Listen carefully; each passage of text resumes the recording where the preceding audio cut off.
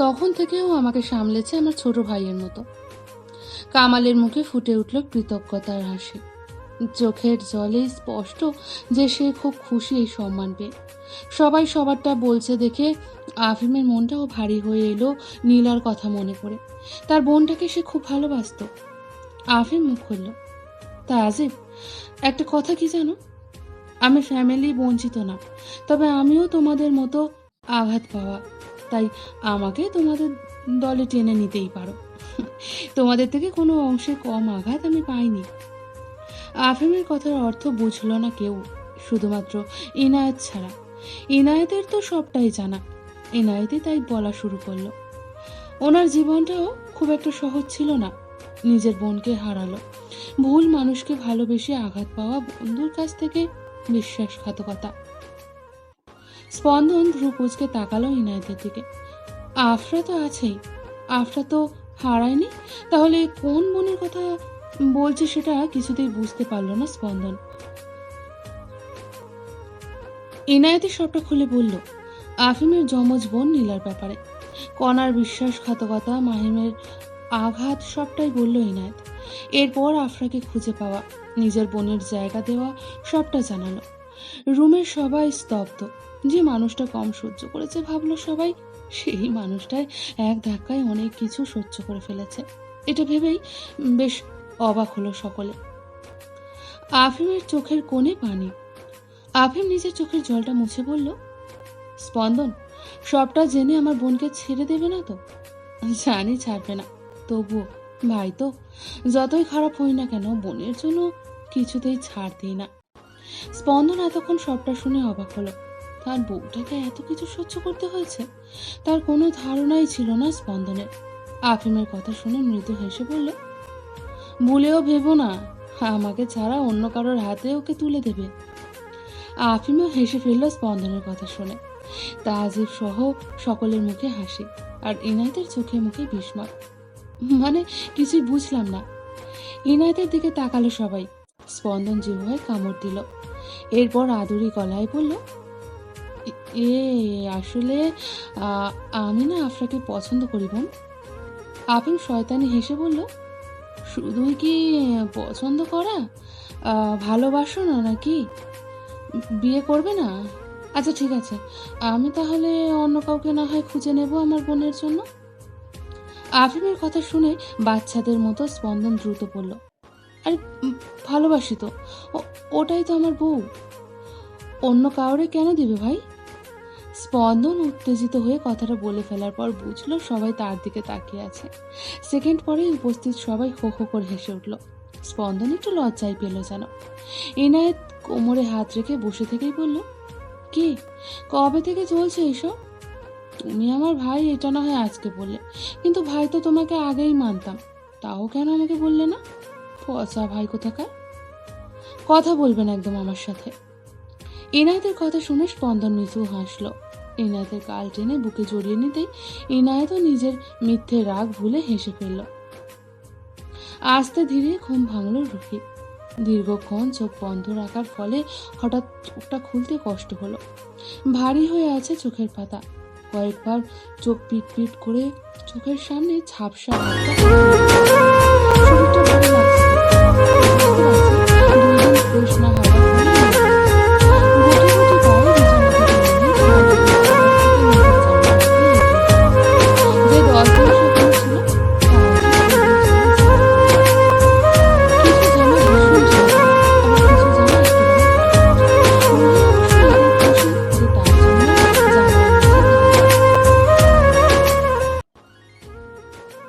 সেখান থেকে একটা জামা নিয়ে সোজা ঢুকে পড়ল ওয়াশরুমে। দ্রুত স্নান সেরে বের হয়ে ঘড়ি দেখলো, লাঞ্চ টাইম পার হয়ে গেছে অনেক আগে। কেউ নিশ্চয়ই এখনো খায়নি। শাওয়ার নিয়ে বের হয়ে বুঝলো পুরো রুমটা ঠিক তেমনই গোছানো আছে যেভাবে সেই দিন সকালে সে গুছিয়ে গিয়েছিল, অর্থাৎ তাজিব নাওয়া খাওয়া কিছুটাই করেনি।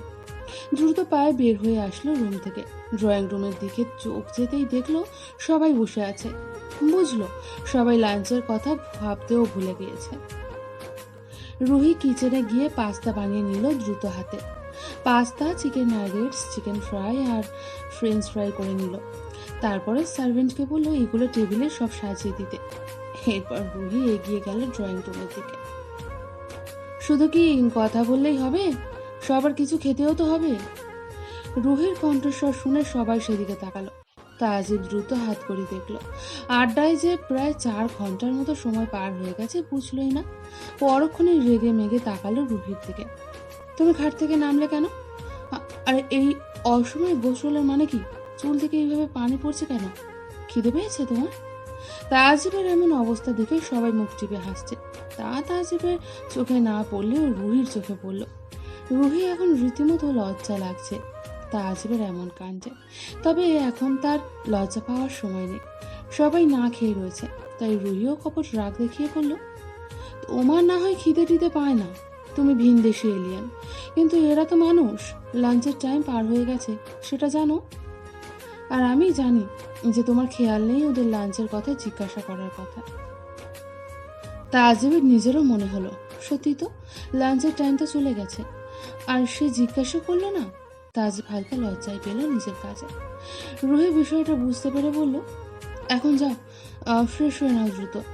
আসিফ ভাইয়া, তুমি ভাইয়াদেরকে রুম দেখিয়ে দাও আর ফ্রেশ হয়ে নাও। আর আপু, তুমি এসো, আমি তোমাকে জামা দিচ্ছি। পাক্কা একদিন বন্দি ছিলে, তাই ফ্রেশ হয়ে নাও, রিল্যাক্স লাগবে অনেকটা। তাজিব রুহির চোখের আড়াল হতেই দ্রুত উঠে দাঁড়ালো। স্পন্দন, আফিম আর কামালের দিকে তাকিয়ে বলল, ভালো কথা, চলো তোমরাও ফ্রেশ হয়ে নাও। সবাই মাথা নাড়িয়ে সায় দিল। আশিফ সবাইকে রুম দেখাতে নিয়ে গেল, আর তাজিবও নিজের রুমে চলে গেল। রুহি তাজিবের রুমে গিয়ে এক সেট কাপড় নিয়ে এলো ইনায়েতের জন্য, যা তাকে খুব বড় হয়। ইনায়েতকে রুম দেখে ফ্রেশ হতে নিতে বলল তাড়াতাড়ি। তাজিব সব ছেলেদের জন্য কাপড় পাঠালো, কামাল ছাড়া। আসিফ প্রায় এখানে থাকে বলে তার জামা কাপড় এখানেই ছিল। কামালের জন্য কাপড় সেই পাঠালো, কেননা কামাল আর আসিফের হাইট প্রায় একই। তাজিব, আফিম আর স্পন্দন একটু লম্বা আসিফ আর কামালের থেকে। স্পন্দন, আফিম আর কামালের প্রথমে নিতে না চাইলেও পরে বাধ্য হয়ে নিল জামাগুলো। সবাই ফ্রেশ হয়ে নিচে আসার সময় হয়ে এসেছে। রুহি ততক্ষণে সব খাবার প্লেটে দিচ্ছে। সবাই আসার আগে তাজিব এসে গেছে। রুহিকে কাজ করতে দেখে তাজিব বলল, তোমার শরীরটা না ভালো নেই, তাও কেন ঢুকলে রান্নাঘরে? কি সমস্যা তোমার? তুমি যদি এত বুড়ো হয়ে নিজের খেয়ালটা না রাখতে পারো, তাহলে আমাকে তো দৌড়দৌড়ি করতেই হয়। তাজিব গাল ফুলিয়ে ভ্রু কুচকে বলল, আমি বুড়ো? তাহলে এই বুড়োকে ভালোবাসো কেন? কি করব বলো, ভুল তো মানুষেরই হয়ে যায়। তবে এখন ইনায়েত আপু এসে গেছে তো, ব্যাপার না, সব বুঝিয়ে দেব। রুহির বুঝতে দেরি নেই যে তাজিব তাকে নিজের মনের জায়গা দিয়ে দিয়েছে। বিষয়টি কিডন্যাপ হওয়ার পর তাজিবকে কল দিয়ে তাজিবের গলার স্বর আর কথা বলা শুনেই সে বুঝে গিয়েছিল। কিন্তু এখন তাজিবকে কয়েকদিন খোঁজা তো দেবেই। এতদিন পর এসে যখন বুঝেছে, কয়েকদিন না হয় একটু খোঁজাই খাক। শোনো, আমার আর ইনায়েতকে লাগবে না, ওর নামের পাশে খানটা স্যুট করবে না। তাজিবের কথা শুনে রুহি বোকা বনে গেল। এত গেরো কেন মানুষটা? ভালোবাসে বা ভালো লাগে সেটা বললে কি মুখের চামড়া খুলে যাবে? ভাবলে রুহি মনে মনে কথাগুলো। রেগে মেগে তাজিবের দিকে তাকিয়ে মুখ ফিরিয়ে নিল। তাজিবও সবগুলো দাঁত দেখিয়ে ক্লোজ আপ মার্কা একটা অ্যাড শুরু করতে না করতে সবাই চলে এলো। তাজিবও হালকা কেশে গলা পরিষ্কার করে নিজের ফর্মে ফিরে গেল। রুহি সবাইকে সিটে বসতে বলল। রুহি, তুমি আমার ছোট্ট বোনের মতো, তুই করে বললে রাগ করবে না তো? ইনায়েত হাসি মুখেই কথাটা জানতে চাইল। রুহি ভ্রু কুচকে তাকালো ইনায়েতের দিকে। রুহির এমন মুখভঙ্গি দেখে সবার হাসি হাসি করে তাকানো মুখটা চুপসে গেল। এমনকি ইনায়েতের মুখের অবস্থাও খারাপ। রুহি ভ্রু কুচকে সবার বাটিতে সস দিতে দিতে বলল, ছোট বোনকে কেউ জিজ্ঞাসা করে তুই বলে? আমি দেখিনি তো কোনো বড় বোনকে এমন করতে। সবাই তখনই হেসে উঠল। ইনায়েতও হেসে উঠল। শুরু হলো ইনায়েত আর রুহির গার্লস টকিং। ছেলেরা সবাই একবার সেদিকে তাকিয়ে দেখল। নো এন্ট্রি দেয়া একেবারে, কারণ বর্তমানে রুহি আর ইনায়েত নেল পলিশের কালার থেকে শুরু করে পারফিউমের ব্র্যান্ড নিয়ে কথা বলা সব শুরু করে দিয়েছে। তাই ছেলেরা নিজেদের মধ্যেই কথা চালাবে সেটাই ভাবলো। আজকে কিন্তু থেকে যাবেন স্পন্দন। আশা করি নাম ধরে বলছি বলে মাইন্ড করবেন না। তা আজিব বলল। স্পন্দন মৃদু হেসে বলল, আসিফ আর কামালের বয়সে ছোটই হবে, কিন্তু আফিম, আমি আর তুমি সমবয়সী, তাই অত ফর্মাল হওয়ার দরকার নেই। তুমি করেই বলো, আর নাম ধরেই টেকো, ভালো হবে। আমার কোনো প্রবলেম নেই। তা আজিবও মুচকি হেসে বলল। আসিফ আর কামাল ততক্ষণে নিজেদের মধ্যে ভাব জমিয়ে নিয়েছে। তারা নিজেদের আড্ডা চালাতেই ব্যস্ত। আফিমের মধ্যে হালকা অস্বস্তি দেখা যাচ্ছে। বিষয়টা সবার আগে চোখে পড়ল তাজিবের। এনি প্রবলেম আফিম? আফিম দ্রুত মাথা তুলে তাকালো তাজিব আর স্পন্দনের দিকে। স্পন্দনও ভ্রু কুঁচকে তাকিয়ে আছে আফিমের দিকে। আফিম হালকা অস্বস্তি নিয়ে বলল, আসলে আমি সমবয়সী ছেলেদের সাথে অতটা ভালো যাই না। মাহিম যা করলো এরপর থেকে ভয় হয় ভীষণ। নিজের অজান্তেই ছেলেদের আশেপাশে থাকা, বন্ডিং ক্রিয়েট করা, ইনফর্মাল ফ্রেন্ডলি বিহেভ করতে, এসব ভয় হয় ভীষণ। ইনায়েত আমার কাছে ছেলে হিসেবেই এসেছিল। বয়সে ছোট ছিল বলে তার সাথে সখ্যতা গড়ে ওঠে। আর তাছাড়াও ইনায়েত নিজেও কিভাবে যেন পুরোটা দখল করে নিল আমার জীবন। তাজিব আর স্পন্দন বিষয়টা বুঝলো। স্পন্দন তখন নিজেই বলল, লিসেন, ফ্রেন্ডশিপ, আড্ডা, ইনফর্মাল বিহেভিয়ার আর বন্ডিং, এইসব নিয়ে তোমার ভয় পাওয়াটা স্বাভাবিক। কিন্তু কতদিন আগের কথা ধরে বসে থাকবে? লাইফে মুভ অন করাটা ভীষণ প্রয়োজন। আপে মৃদু হাসলো।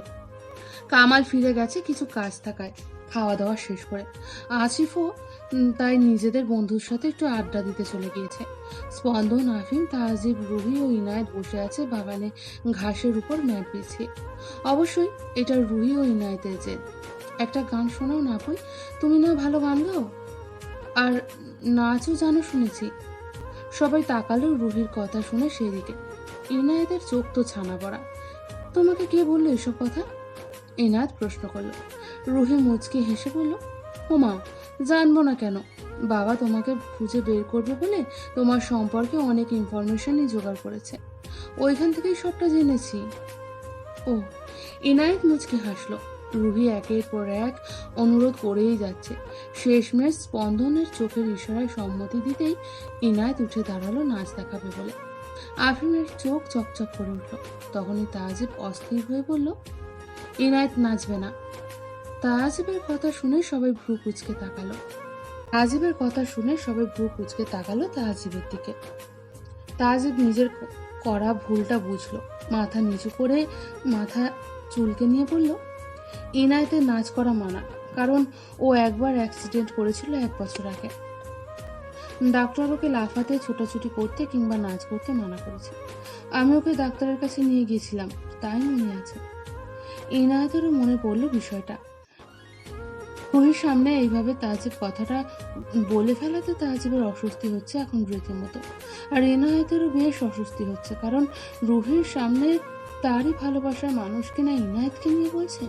কিন্তু সবার অস্বস্তি কেটে গেল রুহির হাসাহাসিতে।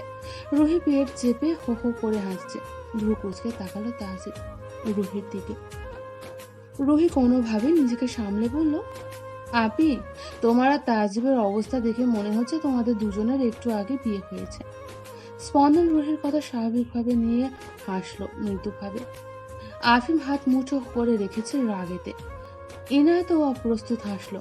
একমাত্র তাজিবই মলিন মুখে তাকিয়ে রইল রুহির দিকে, কারণ রুহির হাসিতে এক ধরনের তাচ্ছিল্য ছিল। রুহি তখন বলল, আরে তাজিব জানবে না কি করে? ও তোমাকে ভালোবাসে আপি, পাগলের মতো ভালোবাসে। তাজিবের চোখ মুখ শুকিয়ে কাট। এতদিন যখন রুহিকে ভালোবাসার কথাটা বোঝেনি, ততদিন রুহি ওর সাথে থেকে ওকে সামলেছে। অথচ এখন যখন সে রুহির জন্য তড়পাচ্ছে, তখনই রুহি সরে আসছে তার থেকে। ইনায়েত, স্পন্দন আর আফিম হাঁ করে তাকিয়ে আছে রুহির দিকে। তাজিব যখন অভিযোগ করতে ব্যস্ত, তখন রুহির মুখে হাসি থাকলেও চোখের কোণে জল চিকচিক করছে, যা সবার চোখে স্পষ্ট। রুহি হাসতে হাসতেই চোখ বন্ধ করে নিল। ইনায়েত আফিম আর স্পন্দনকে ইশারা করলো। এরপর নীরবেই উঠে এলো সবাই রুহির চোখে বন্ধ থাকা অবস্থাতে। তাজিব সবার ব্যাপারটা বুঝে নিঃশব্দে রুহির কাছে এসে বসলো। খানিক বাদে রুহির চোখ খুলে দেখলো কেউ নেই। তাজিবকে নিজের পাশে দেখে রুহি বেশ চমকেই গেল। পরক্ষণে নিজেকে স্বাভাবিক করে রুহি উঠে যেতে নিলে তাজিব রুহির হাতের বাহু ধরে এক টান দিল। রুহি পুরোপুরি উঠতে না পারলেও উঠতেই টান সামলাতে না পেরে তাজিবের কোলে বসে পড়ল। মুখ হাঁ হয়ে আছে রুহির তাজিবের কাছে। তাজিব তা দেখে বাঁকা হেসে রুহির কাঁধে নাক ঘষল। তাজিবের হঠাৎ এমন আক্রমণে জমে গেছে রুহি নিজের জায়গাতে। ইনায়েত, স্পন্দন, আফিম বাসার ভিতরে এসে গেছে। ইনায়েত একবার পিছু ফিরে তাকালো রুহি আর তাজিবের দিকে। মুচকি হেসে ইনায়েত ঘরের ভিতর এলো। আফিম ভাবছে তাজিব যেমনটা রোমাঞ্চের সুযোগ পেয়েছে তেমন একটা সুযোগ আফিমের কবে আসবে। রোমান্স বাদই দিল, ইনায়েতকে বোঝানোর জন্য তো একটা সুযোগ দরকার নাকি? কিন্তু স্পন্দন কি ছাড়বে ইনায়েতকে একা? আফিম একবার ট্রাই করবে ভেবে ইনায়েতের দিকে এগিয়ে যেতে লাগলো। তখনই স্পন্দন এসে ইনায়েতের পাশে দাঁড়ালো। আফিমের দিকে কটমট করে তাকিয়ে রয়েছে। আফিম দুই পা পিছিয়ে নিজের ফোন টেপার ভান করতে লাগলো। তখনই মাথায় একটা বদ বুদ্ধি এলো আফিমের। ইনায়েত চোখ বন্ধ করে সোফায় গা এলিয়ে দিয়েছে। স্পন্দন আছে ইনায়েতের পাশে। আফিম দ্রুত আফরাকে একটা মেসেজ করলো, বনু আর্লি তোর আশিককে একটা কল দিত, না হয় তোর জামাইয়ের জন্য ইনায়েতকে পটানো হবে না, ফলস্বরূপ তুই জীবনেও ভাবি পাবি না, ভাইয়ের ছেলে মেয়েকে দেখতেও পারবি না। আফরা তখন সবে মাত্র ফেসবুকে স্ক্রল করছিল। হঠাৎ আফিমের এমন একটা মেসেজ দেখে অবাক হলো। আগপিছ না ভেবে কল করলো স্পন্দনকে। স্পন্দন ইনায়েতের মাথায় হাত বুলিয়ে দিচ্ছিল। ইনায়েত যতই দেখাক যে ঈর্ষদের ব্যাপারটা সে মেনে নিয়েছে, সবটা সে মেনে নিতে পারেনি। অতিরিক্ত ডিপ্রেশনের বেশ কিছু পূর্ব লক্ষণ থাকে, তার একটি হলো ক্লান্তি বা ঘুম ঘুম ভাব। ইনায়েতের মাঝে তা খেয়াল করেছে স্পন্দন। ইনায়েত খুবই চটপটে মেয়ে, তাই সহজেই বোঝা যাচ্ছে তার হাব ভাব থেকে। হাজারটা ভাবনা নিয়ে ব্যস্ত স্পন্দনের মোবাইল হঠাৎই জোর শব্দে বেজে উঠল। ইনায়েত চোখ খুলে তাকালো স্পন্দনের দিকে। স্পন্দন মোবাইল বের করে দেখলো আফরার কল। চোখে মুখে আলাদা একটা খুশির ঝলক খেলে গেল যেন নিজের অজান্তেই। স্পন্দনের ফোনটা হাতে নিয়ে উঠে এলো মুচকি হেসে। ইনায়েতের বুঝতে আর অসুবিধা হলো না যে আফরা কল করেছে। ইনায়েত মুচকি হাসলো। তখনই এক প্রকার দ্রুত গতিতে আফিম এসে হালকা দূরত্ব বজায় রেখে বসলো ইনায়েতের পাশে সোফায়।